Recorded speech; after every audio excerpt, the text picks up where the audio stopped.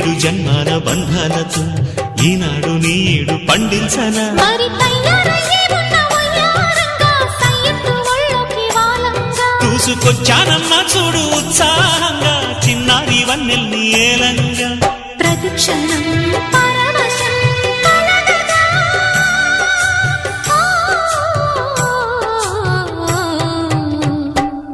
మనసా పలకవే మధుమాసపు కోయిలవై చెలిమే తెలుపవే చిగురాశల గీతికవై